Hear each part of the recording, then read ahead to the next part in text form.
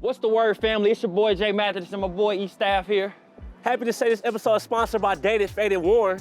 When I tell you, this is a place to be, the shop that you need to be at for your favorite vintage clothes and local brands. BMAC and the DFW team host a variety of events centered around culture and clothing. So when you come to the shop, make sure you tell them at the front, OFFTHARIP4 is the discount code, you get 15% off your next purchase. Yes, sir, yes, sir. What's going on, family? It's your one and only Jay Mathis and my boy Staff here, back at it again for another episode of Take the Risk. Look, make sure you like, comment, and subscribe. Send this to somebody new. Tell them check out this conversation because we're talking about some real game over here, man. Staff, what's going on, brother? How you feeling, man? How you doing? My Tap dog. in with me, man. Man, this what you call them. This feeling extremely blessed, bro, as always, bro. This week right here, it's been I would say a great week, but challenging too. I think just mentally trying to reevaluate a lot of things. I think we're in a season of growth, just trying to hit that next level and just take advantage of opportunities, honestly. So I'm feeling grateful, bro. You know what I mean? I couldn't ask for nothing better, bro. Just got back from Indy.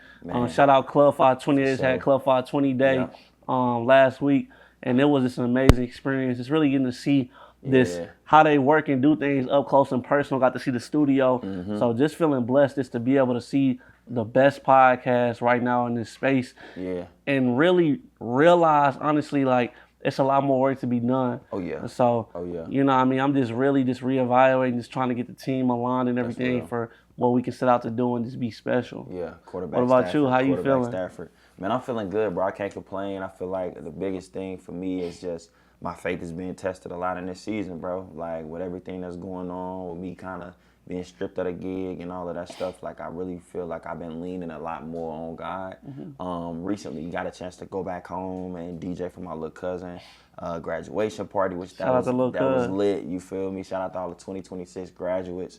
Also got to do a couple other gigs, but I think for me, bro, it felt good just to be surrounded by family. Like, you know, sometimes when you move out of the city and you kind of on your own and you independent, you don't realize how much emotions and how much, you know, mentally you're suppressing because it's like, I'm on my own, you feel me? So when I got home, bro, it was just great time spent with my peoples, a lot of love, bro. I really felt recharged and even had some emotional moments, bro. Like, it was a point where Sunday, bro, boo-hoo crying. Like, my mom was singing on the praise and worship team. So I'm just watching them praise, bro, and I'm like, man, like, that's when the tears start falling. Then some told me, like, I need to go to my grandfather's church, bro, and hear him preach. Heard him preach. He told us the title of the sermon was, How Do We Get Through Tough Days? I'm like, yeah, God really on one with this one, bro, and broke down crying there. But I think, you know, for me, bro, it just be the moments of release that I be feeling the closest to myself, for real. So, yeah, that's really how I've been feeling, bro. But I think first question, honestly, that kind of pours into, you know, what we've been dealing with within our own challenges with growth would be, you know, what would you say in this current season in your life where, you know, some things that's going on, you feel like you originally thought like God was punishing you, but looking back at it now, you know, you feel like he's actually preparing you for something greater? I always take a look back at, like, just coming out of St. Louis, and I think the hoop scene a lot of times just never really just being like a key player, just kind of riding the bench and everything. I think that helped really develop me in my life and just being able to, like, through this hard times, getting cut and, you know what I mean, just fighting through adversity and pushing through. I feel like that's really, I would say, them hard battles that helped me get to where I'm at today. And I think just coming out of St. Louis too, just like, I think a tough city that kind of built on the grind, built on the adversity, and it's like one of them where you gonna have some tough days, but you gotta get through them. You know what I mean? Where it's like you gotta keep going, and not letting nothing knock you off your pivot. So I really take pride in just the journey, and I look back at that and I just thank God because if I didn't go through them hard times where it's like being stuck on the bench and just really getting cut and just dealing with that type of stuff and being able to wake up every day and still go and get it, I would have been finished a long time ago. Like, I heard J.R. Smith say, I ain't just had to double down, I had to quadruple down, you know what I mean? Because it's been a tough ride, a tough journey, and freaking a lot of stuff could have went a whole nother way, but God just kept on letting me win. So I'm just thankful looking back at that, where it's like the story could have been written off a long time ago, but we still writing, still putting pen to paper. So I'm really just excited for everything he's done. You know what I mean? Where I feel like now the mindset and I would say the ability, the dog in me, just to keep going, is really built me, honestly. Because right now, I feel like you said, you've been saying there's a battery in my back. I think coming from Indiana too, just kind of put another little spark in me. I think God allows you to see things and everything. And I heard AB say, this might be my last opportunity, last shot. And sometimes you gotta really tone in because God only gives you so many chances and opportunities to win, and you don't want to, you know what I mean, lose that spark or whatever to go get it. So I just feel like right now I'm in a season where if the team and me do everything we supposed to do, we can really get a big win. I feel that, bro. I think for me, my toughest season outside of now would have definitely been while I was in Seattle, bro. Like after I graduated from Morehouse, instantly moved to Seattle. It was just a drastic shift. Like no nightlife for real, bro. I'm exposed to more greenery and like the outside, but even outside, bro, after the springtime it's gloomy. So I had to really like pivot and adjust my mindset to being in the crib more. And that was hard for me, bro. Like isolation is a dangerous place. You know what I mean? And during those suffering seasons, I feel like I was glad that I focused on keeping my mental as calm and as peaceful as I could. Because I think, you know, when we suffering and we going through a lot, our emotions can drive a lot of our thoughts, right? And that can alter our perception of what's going on around us. We could become hella irritable, hella angry. We could be frustrated with ourselves and with where we at in our position and in life. And I really just had to take time, bro. Got into yoga and meditation during that time too. And that was really good for me. You know what I mean? Like, that was a space where I was able to just be still. You feel me? In the Bible, it talk about be still and know that I am God. And he comes to us in stillness. So for me to be able to like pivot and make that change, it set the tone for the rest of the years leading up to now, bro. Like every market that I had been in, I'm like, all right, I'm analyzing like, okay, how can I best, you know, approach this market and this community in order to, you know, continue to build out on this vision that he's ultimately put into my life, bro. But I want to kind of ask you about, you know, the inspiration, you know, factor that you got when you went to Indiana. Like, tell me a little bit about, you know, the trip, bro, how it ended up going, like, and then from your standpoint, just how you were seeing things. Like, what was it that was most inspiring to you, and kind of like how did that allow for you to come back to the crib and be like, man, like, all right, let's keep going, let's do this. Man, first off, bro, just getting there, honestly, just seeing a different what they doing in another small major city like St. Louis, what they've been able to do, what they're capable of. Just putting on an event where they giving back to the community a free field day event, and just seeing that and people actually come out to support. And you got like celebrities like Starlito came out, and you know what I mean, show love and this, what you call them, really got out there and interacted with the people, and the way they treat everybody, you know what I mean? I think that's why God blessed them a lot, because they like regular people, you know what I mean? You can actually go up and have a conversation. And like I heard somebody say the other day, freaking on when they do the Patreon call-ins, somebody was like, they was like, be here, you one of the realest. They was like, every time I call or text you, you always answer, you know what I mean? Where it's like, freaking, you so busy and you other status, like freaking, they was just at $1 million for game this week at the celebrity thing in freaking Philly, and it's like you around all these stars, you can have so much other stuff going on, but you still tap in and giving back to the people. And so then just being able to pull up to the studio, that's what really hit me, where it's like I'm soaking in this game, where it's like because we still trapping, trying to do this big time. We still in the apartments, still trying to make it big, y'all. So we got ways to go. We working, we on the way. Just to see the studio and see I would say like the setup and everything, and it's like we could have this one day, and it's like I would say one of them, like it's almost like a content house in a way, where it's like they come there and do their business. I think Mount Me on the Game there and stuff like that. Like it's a real life studio, and it's just crazy, like, you know what I mean? Just to hopefully one day where all hours they can go, it's theirs, you know what I mean? So it's just cool to see.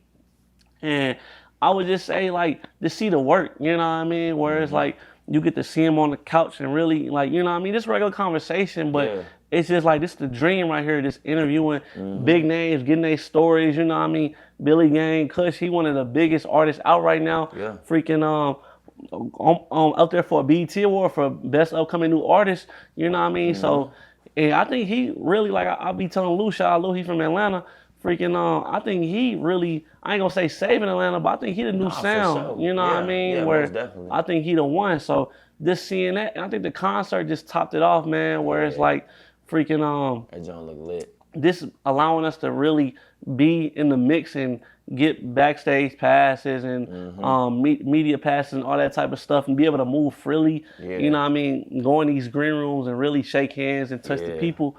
And just be up close, you know what I mean? Got to see 3 big artists in one day, Starlito, Babyface Ray, and Billy and Kush. And I just really was like, bro, this is everything me and my team can do one day. You know what I mean? So it's possible and it's capable and it's reachable. You know what I mean? Like, I think that's the biggest thing. And I think like we speak on like people back home and kids will kill for this opportunity, but a lot of them don't know it's out there to be accessible. I think having accessible things is not in reach a lot of times. You know what I mean? To be able to call at 18, call a John Nichols freely, get feedback, it's a blessing, and bro. Really, you know what I mean? If I got a question or I'm stuck somewhere, be able to go straight to a source. You know what I mean? A lot of people don't have that source. So it's just, that's where like, when I got back here, and it just clicked in me where it's like, this to be real, I just feel like our team not all the way on our stuff. You know what I mean? So it's like, I don't know what God was sending in my mind or whatever, but it's like, I had to reevaluate everything we got going on. Cause in just being real and being transparent to the people that's watching this, I feel like I told Mathis, I tell a lot of our team, I feel like we half-assed a lot of stuff. You know what I mean? We being real with y'all. Freaking, we get really lucky. Like we got a blessed team, so we get lucky on a lot of stuff where we should have failed and you know what I mean, look bad, but we look good coming out of it. And we do a lot of stuff on the fly. So I think a lot of stuff, in order to be great, we got to change up the system, change up the routines, and just build something that's going to be better sustainable for all of us to have. I think Ope said earlier, like a better work-life balance and stuff like that. Sure. So freaking, that's where I'm at with a lot of stuff, and just making sure everybody's still aligned and on the same page too, because I think that's a big thing too, just seeing where everybody's heart is, and just making sure we on the same path to win. You know what I mean? So I just want to make sure that we building something where I would say everybody feels like they truly won. That's it. I think the beauty of it is like, we're experiencing kind of like the exponential growth, bro. And I think it's cool when you do have to reevaluate, because that's how you know you're growing. You feel me? Because now expectations kind of starting to heighten, and then the workload, you know, is starting to increase, but the exposure is starting to increase, right? The inspiration is starting to increase. So holistically, right, it takes time to have to check back in with the squad, right? Because things are flowing and moving at a normal rate at this level, but we always got to reassess, even as for folks out there that's running teams that are doing things as a collective, right? You always have to have that check-in with the team to reassess, okay, what's our strategy going into this quarter, right? What's our strategy for this month? Okay, what can we refine? What can we do to get better? Because not too many people are having that self-evaluation, right? You got to have it, because as you continue to grow, we can't do the same things that we once was doing, bro. Like, our scheduling is becoming way more busy, right? We got the live show coming up. Then you talk about, you know, collabs in the future with Club 520 and them here in Dallas. Like, it's going to be a lot on our plate at some point. And so we got to, and I told you this even when I text you, I'm like, yeah, you know, we half-assing, but I'm like, okay, this is the opportunity to get ahead of the curve now, because the curve has gotten ahead of us. And it happens, you know, when you're working in the Jesus business, he'll just bless you randomly and then give you that vision. And then it's like, okay, I got to get up. And I'm glad that you getting up and executing on it. You're not just seeing the stuff that you're seeing and then just allowing it to be a memory. And sometimes that's where we mess up. We just see it and it becomes a memory. We don't move on it. Like, you got to move on those things, bro. And then just the exposure. Like, it took, even I can think about when you got, you know, John and got in contact with them, like, it took you having confidence to go and approach them, even be here like, hey, I see you doing what you're doing. Like, let me get you on the pod. You feel me?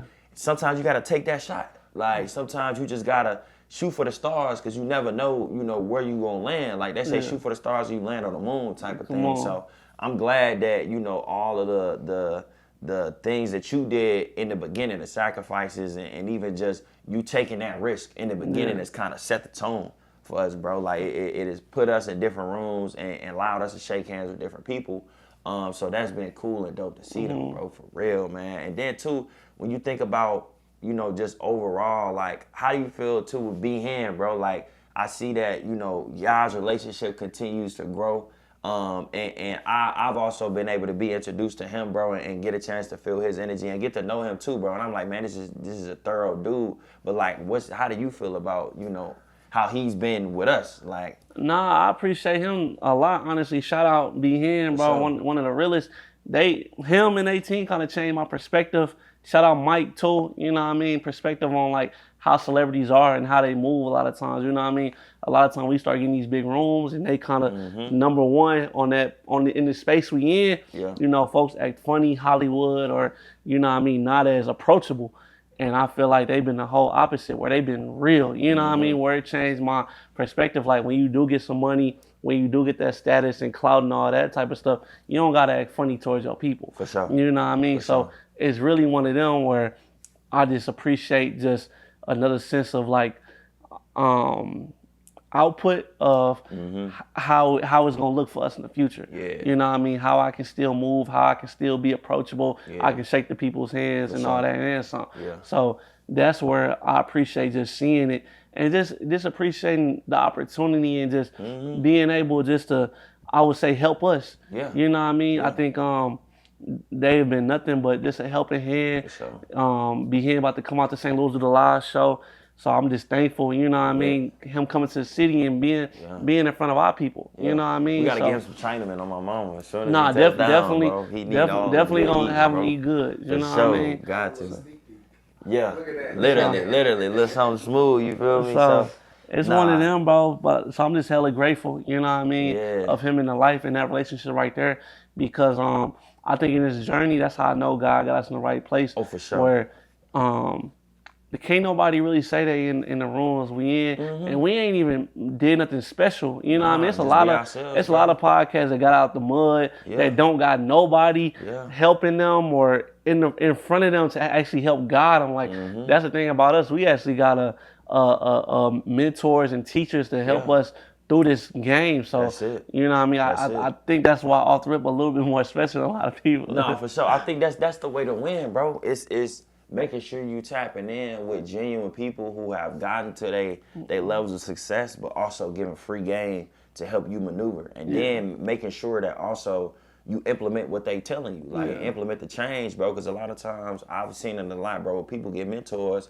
and they just sit on the phone, talk to them, and then that's it. Like they get the game and they don't put it to work. But it's like, bro, I'm glad that he hopped on the call with us and we was talking about playing and stuff for August and things of that nature. But he was like, all right, when it comes to this podcast, y'all need to do X, Y, and Z. And he like, I'll throw some oops for y'all. I'm like, hey, I'm looking at y'all like, hey, let's do it. Like, let's do it tomorrow. You feel me? Because it's important when you get that wisdom that you take a hold of it. Because I feel like that be God, bro. That's God aligning us and showing us like we in the right lane. He would not have exposed us as much as he has at this early of an age and in this stage that we at if it didn't mean that we was supposed to go and be something. And I do feel like, bro, we the podcast and we the face of the loop. Like once we do that live show, I think we the face of this space, not even just the loop. Like we trying to go globally. Yeah, like you said, bro, it's nobody in our generation that's doing it and that's putting out the game that we putting out on top of that. For sure. And that's why I feel like we're gonna be, I think a lot more people like kind of see it in us, whereas like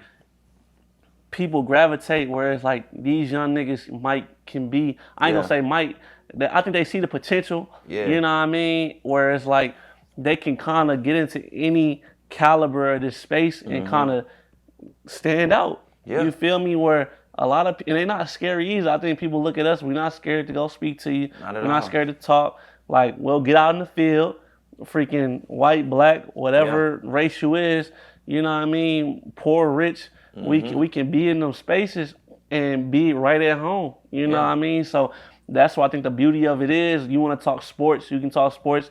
We got politicians coming, all that and some. So I think it changes the narrative on what we can do and how much we can build in this space. So I'm really kind of happy that it's like, I'm seeing it. You feel me? Where it's clear. It's getting clear, bro. It's getting clear, and I think that's the beauty of it. And I want to ask, even in this journey with us and haven't seen as much elevation, bro, for you specifically, like, what old version of yourself you feel like had to die for this new version of yourself to exist? For this new version of myself to exist? This current version. Because this staff ain't the same staff from 6 months ago. You know what I'm saying? I feel like I shout out to you a lot, freaking, I think you helped me just be a better leader and just, you know what I mean? I know folks be saying I'm a leader off the rip and stuff like that, but I think it's all a collective at the end of the day. I don't look at like I'm the head honcho in no type of way. Freaking, because at the end of the day, I look at you, I look at Oak. Sure. I think everybody a leader in their own way. Freaking, but I think just trying to make better decisions for the team and freaking being more clear with what's expected and slowing down at times. You know what I mean? Trying to make the best decision possible. At times, you know what I mean, I will have to step up and say we just gonna do something. You know what I mean? I think it's just a good opportunity. 'Cause I got a gut feeling. But I would say that's one of the biggest things, where just not letting emotions take over and stuff like that, and really making I would say important decisions with a calm mind. Like, I think this week when I got back from Indy, I told everybody I had to have one-on-ones and really reevaluate a lot of stuff. And freaking, I waited till, today's Saturday, Friday, I waited a week or whatever, 5 days, just to have a clear and just, you know what I mean, where I can speak clearly and know. Old staff would have hit us immediately as soon as he touched down in Dallas. Hey, we got to talk, bro. It's on my mind, bro. We got to chat. So I'm glad that, you know what I mean, you took that time. And that helped every conversation go well. Like, I talked to everybody on our team, and freaking, I can't say I had one bad conversation, you know what I mean, handled everything the right way, you know what I mean? So just, I'm thankful for that, you know what I mean? Because that's growth, you know what I mean? Where, like, the old me would have been cursing and going off and, like you said in group chat, like, hey, we need to get this shit together ASAP, where it just don't sound right, you know what I mean? Where it's like I'm coming off aggressive and it's like I'm mad, you know what I mean? So I'm just trying to be more, I would say, cooler mind. And I can't really speak on too much of the old me, because sometimes I don't always remember everything. I mean, that's real, bro. You always self-improving. Yeah, but I think that's the biggest thing, just really being more of a leader and being able to handle more.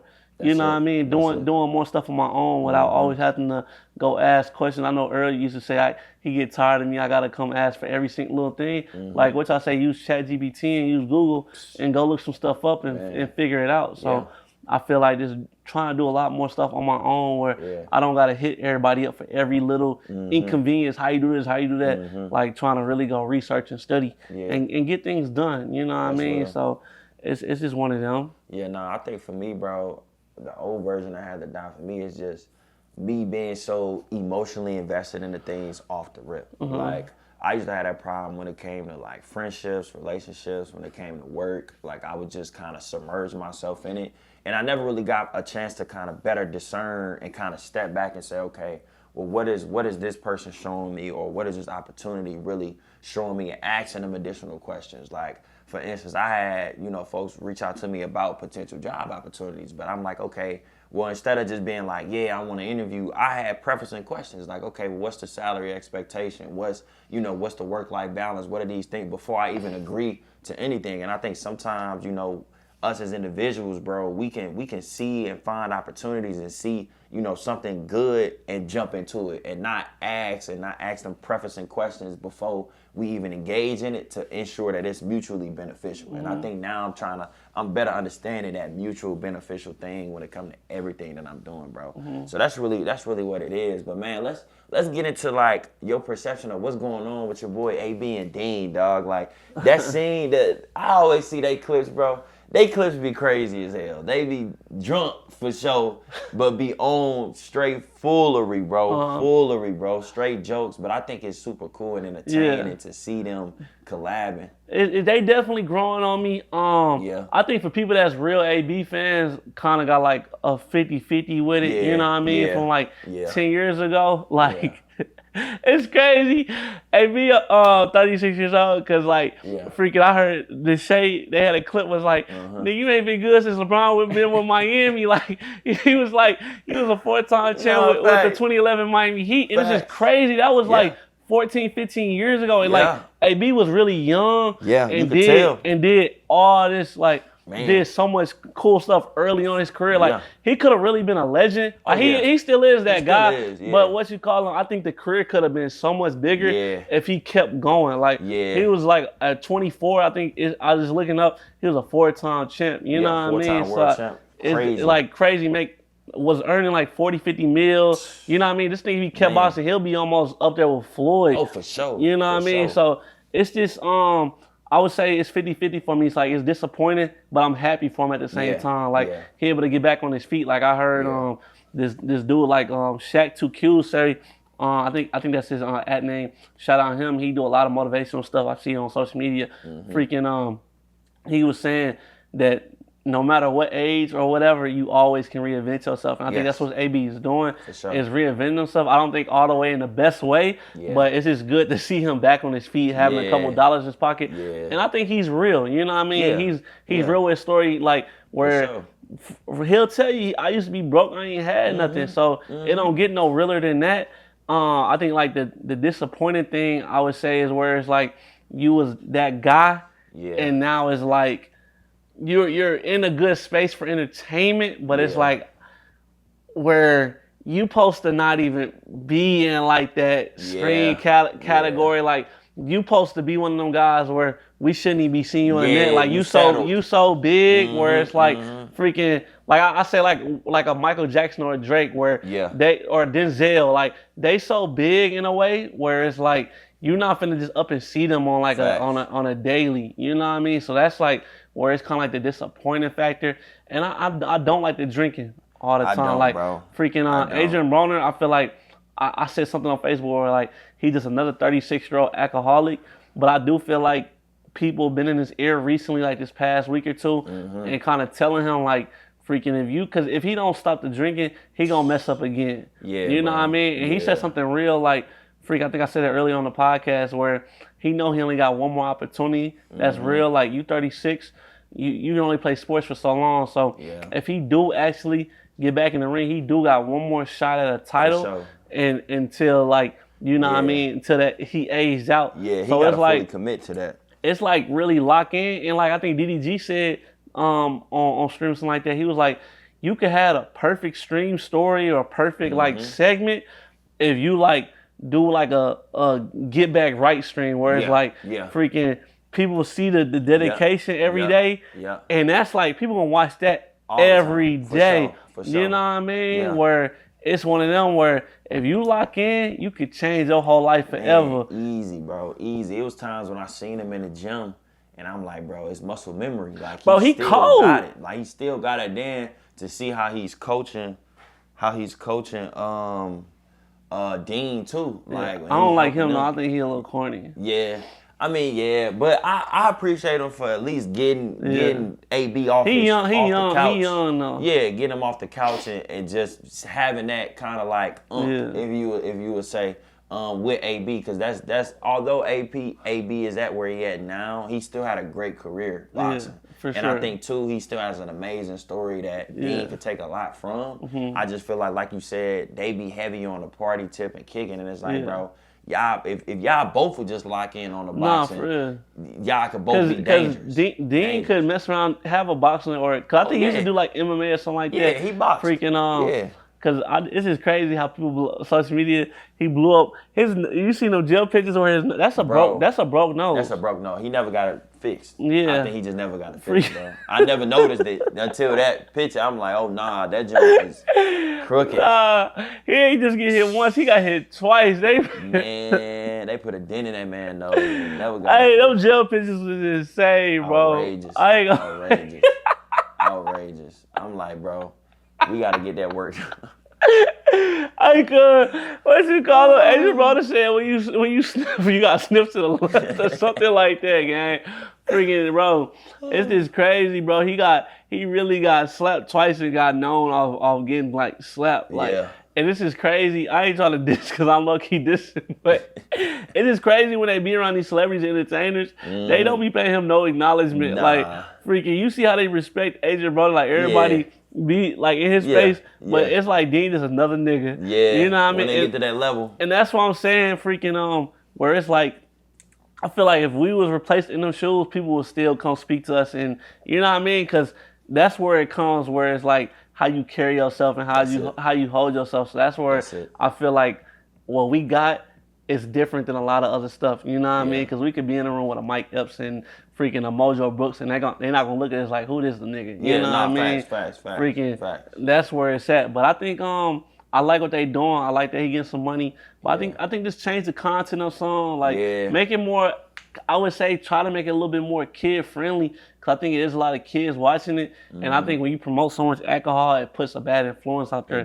Where it's like you have the chance to really make a good story. Like go out and do it. Yeah, don't like you said, don't fumble it because you trying to just be on the overly drinking tip, bro. Seeing him drink and then like almost throwing up in the process and still chugging a drink, I say, this is getting out of hand. Like somebody gotta say something. So not all of the celebrities that he been running into, like Mike Epps, they been telling him like, bro, you need to stop drinking. Like even DC Young Fly, like you need to chill on that, like let it go. But you know, certain people in them depressive seasons, bro, certain people kind of latch on to those things as all it is. Yeah, as more of a comfort, you know, for them. And I think he just ultimately he need therapy, bro. Everybody need therapy.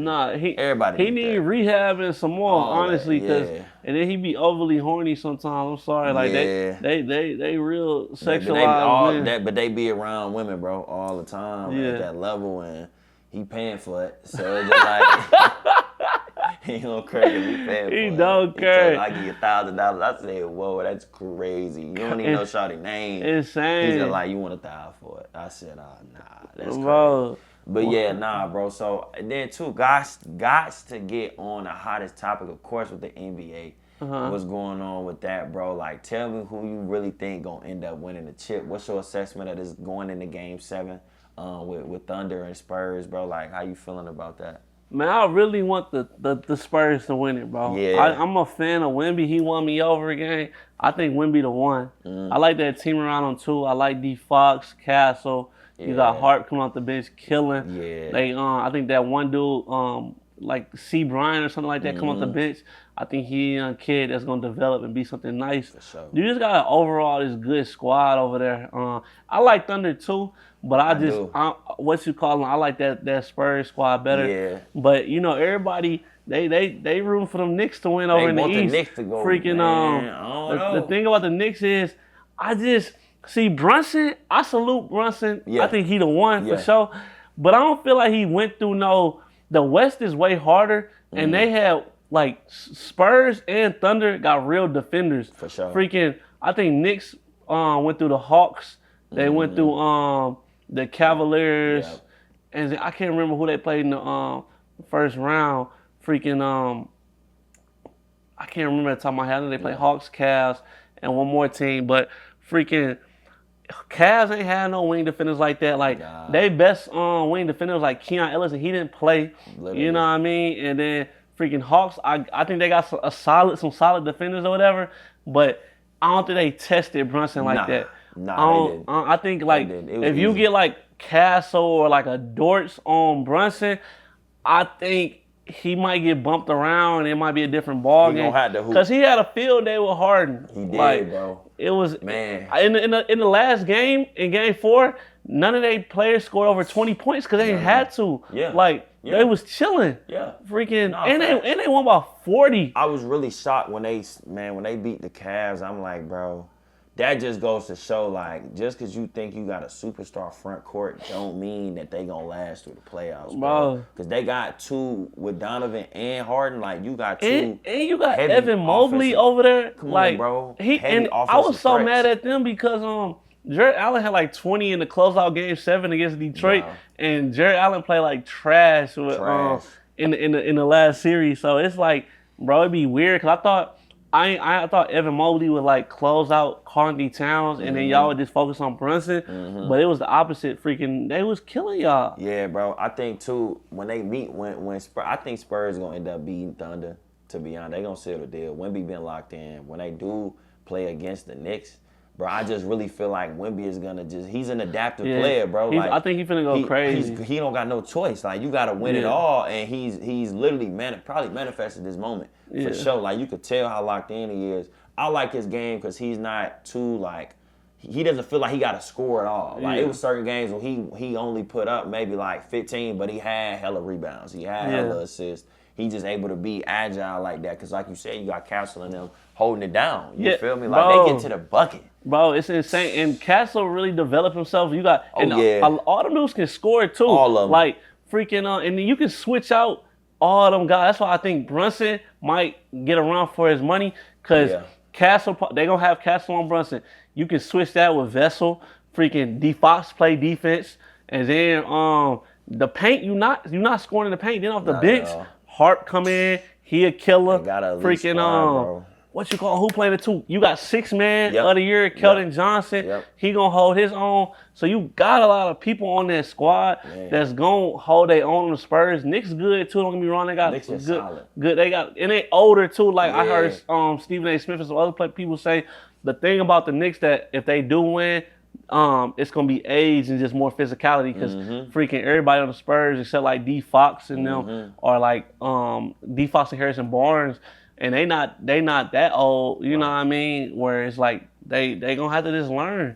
So, but I do think after this year, I think they'll get knocked around. I think it's gonna be like if they do lose, like I forgot who said it, but after they lose this year, freaking if they do, it's over with for the league. Over with. Like freaking they gotta hold their squad. They don't need no trades, none of that. Just keep your team. Yeah, it's gonna be hard because you gotta pay D Harp off the bench. Yeah. So he gonna be expecting more, but I don't know, bro. I feel like when certain teams like the Spurs, you see the amount of chemistry that they got. Like Jalen Brunson took a pay cut, you know, when they brought in. I didn't think about that. Yeah, so it's just like I'm thinking like, bro, they gonna do what they need to do to hold the team down. Wemby probably gonna throw a little extra bread off. We'll see, cause money talk. Yeah. When somebody throwing 250 M's at you, sometimes you don't want to take no pay cut. That's real. That's real. But then it's like, okay, Spurs win. They gonna, Spurs City, San Antonio gonna be expecting a 2-peat. No, for real. So it's like you gotta go for it after that. Like I see they run similar to like how after the Celtics won the championship, they fell off. I think like a Jordan run. I wouldn't be surprised if they broke it and went like with that team went on like a 4-peat. We'll see though. Is Bron gonna retire? What he gonna do? Man, I don't know. I feel like Bron best bet he go to Cleveland. Bron retire in Cleveland. I like him in Cleveland, but I just can't see him playing with a 36-year-old James Harden. I just heard they about to pay James Harden like a bag. I heard they about to give him like 150. I mean, I expect it because they gonna ride out with James Harden because he's still a bucket even at his age. I think with Brian, you throw him a decent bag for maybe a 2-year contract, give him that option, that player option if he wanna leave and head out the league after that year or however many, you know what I'm saying? It'll be straight. But I can see him going back to Cleveland. It's just the Lakers.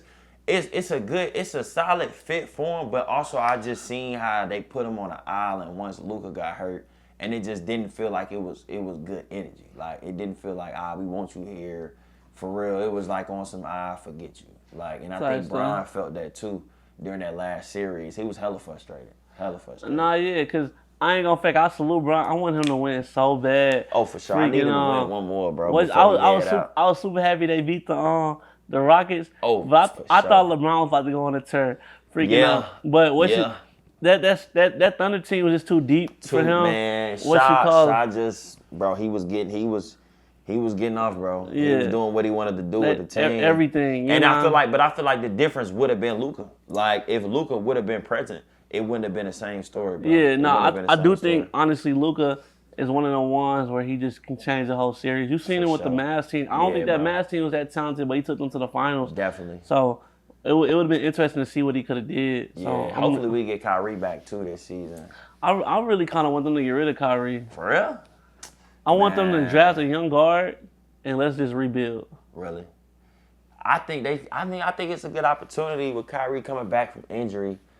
He gonna be kind of 50-50 to start off in the season, but after that, once he get his bearings, bro, he gonna be solid. I think you build around the vet, cause like we've seen. I say bring him off the bench. There's too many good guards in this draft. This draft different. Yeah. And Kyrie 30, 34, off a ACL injury. Like I think he'll come back decently and average like dub. Yeah. But why not get one of these young guards like a De'Aaron Peterson or one of them guards from like Arkansas or something and put him with Coop and go crazy. Nah, facts. And you already got your bigs like Derek Lively and Gafford. They under 30, freaking. So I just feel like it's one of them where Mavs are in a good position where you can build. You got your PJ Washington, you got your Najee Marshalls, you got a nice squad under 30. It's like let's break up a few pieces, add some things in the draft, and go from there. That's it, bro. I think this is a great portion to segment into our red flag, green flag segment. Obviously, you know how the game goes, bro. Red flag, you're not rocking with it. You feel me? And from Coffee Crime Club, I guess a yellow flag is legal now. Do you answer as well? Yeah, I'll answer for sure. So I'm gonna run through the list. It's gonna be a rapid fire type of thing. We're gonna see how it go. Okay, so the first one is outgrowing your friend group. I'm gonna say that's a green flag. Outgrowing your friend group? Outgrowing your friend group. I'll say like yellow flag. Like you want to outgrow, but you don't want you want to outgrow, but you want everybody to grow with you in a way. Yeah, but I mean you can't take everybody with you though. Yeah, you feel me? Like, and sometimes I say it's green only because like sometimes it's a matter of like, bro, how I've been hustling, how I've been going hard. My friends may not have been on that same track. Yeah. And there's nothing wrong with growing past them, bro. Because sometimes it's like, bro, once you catch that wave and you gone. That's it. You feel me? Talk. You feel me? And all I can do is put a hand out to help you. You feel me? Get to that level. But if you don't want it, I don't know what to tell you. It's on you. Okay. Taking a pay cut for a better long-term opportunity. Green flag. I'll do that. For sure. Green flag. For sure. Being the least successful person in the room. Green flag. You gotta be. You can't be the smartest person in the room. Networking before you need something. Green flag. Green. Like. Man, to talk, really just getting on that point, a lot of folks don't realize that you have to stay consistent with who you networking with because you never know when you're going to need something. Yeah. You can't never have these one-off conversations with people and then you don't talk to them for months and then some hit the fan and then you run it back to them. It can't be like that. Yeah. Like, I feel like I'm the type of person, I always follow up with, hey, I just want to keep the connection warm. Yeah. Let's have a coffee chat. You feel me? Maybe it's a bi-monthly thing. Maybe it's a quarterly thing. It don't got to be too much, but just staying in the loop with folks. Staying in the loop. Staying loyal to a situation that no longer serves you. That's a red flag, because that's being loyal by default. And I'm and that's where I'm at with a lot of stuff. I feel like since I was like 20, probably like left college, that's when I was like, I can't be loyal by default to nobody. Even like now in business, like with friends and stuff like that, like freaking I can't be loyal by default in no type of way. You know what I mean? We got better things we gotta do. For sure. Nah. And then the next one will have to be, where am I list at?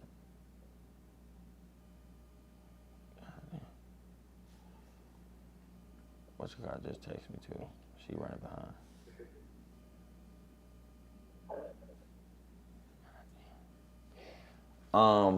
Okay, the next one will have to be Shorty sending that late night text. Red flag or green flag? Shorty sending a late night text to come over? Or is she trying to come over? What is it? Is she trying to, what's the text? It's a late night text. What you mean? That's what it is. Is it a red flag or a green flag? It matter who it is. He said it's a case-by-case situation. It's a case-by-case, like no cap. It matter who it is. All right, you know what I mean? That's real. You ain't give the best context on that late night text. Like, what's it's just a late night text. That's it. Come on, bro. What the context is, man? Okay. Let's say it's from your crush that you've been trying to play. You've been trying to hoop with for a minute, but she just like I ain't got time. Like then she hit you on some. You up?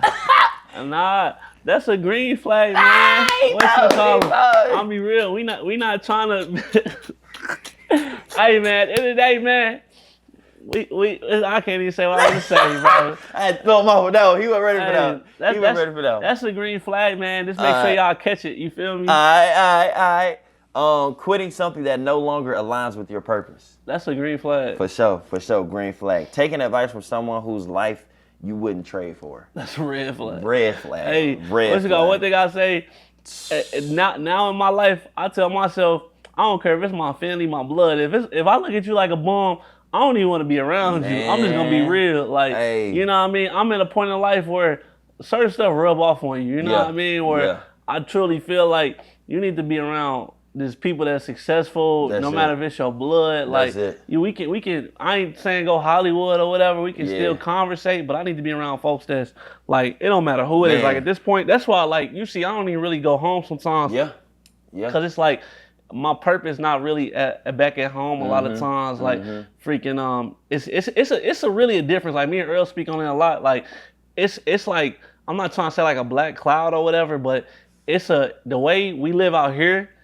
It's like, I see somebody say, like, when you get that first nice car and everything, and some people be like, man, I don't need no nice car. When you get it, it's like, I don't never want to go back to what I used to be driving. Like, it's just a different type of way of living. You know what I mean? So that's where it's like, sometimes I'm not trying to be like downfall, but it's like, I'm sorry, I gotta stay away from. I gotta stay away from. You gotta check your Carfax when you come to these people, bro. You gotta check, like, okay, what you on? What you got going on? I hear you got, bro, because it always be the ones that ain't got no motion, that got the most to say. Come on. Yeah, young, you know what I'm saying? You gotta do this down the third. You feel what I'm saying? Like, you gotta make sure you Nah, what are you doing? Nah, you for feel real. me? Ask the real question you need to be asking. Because you gotta put yourself in environments where everybody, I feel like, doing something in some type of form or fashion. Like, I know where I live, and in my complex, freaking, I know almost everybody in this building, they doing something. Like, freaking, where it's gonna almost inspire you, where it's like, freaking, like, I can go talk to them, and I'm like amazed almost in a way. So that's where I'm at with that. No, that's real. Then the last one will have to be waiting until you're quote unquote ready to take a risk. Red flag or green flag? Waiting until you're ready to take a risk. I say like yellow, because sometimes you ain't gonna be always ready. Yeah. You know what I mean? At times. So I feel like you sometimes gotta get ready along the way. That's real. You feel me? Yeah, I'm gonna throw the yellow flag out there, because it's preparation before you jump out there. You gotta prepare at least a little bit. You may not know it all, but you gotta do a little something. So with that being said, man, Staff, you got anything? I'm good, family. Hey, man, we appreciate y'all for tuning in with us. This is another episode of Take the Risk. Make sure you like, comment, and subscribe. Hey, we out. My boy. Yes, sir.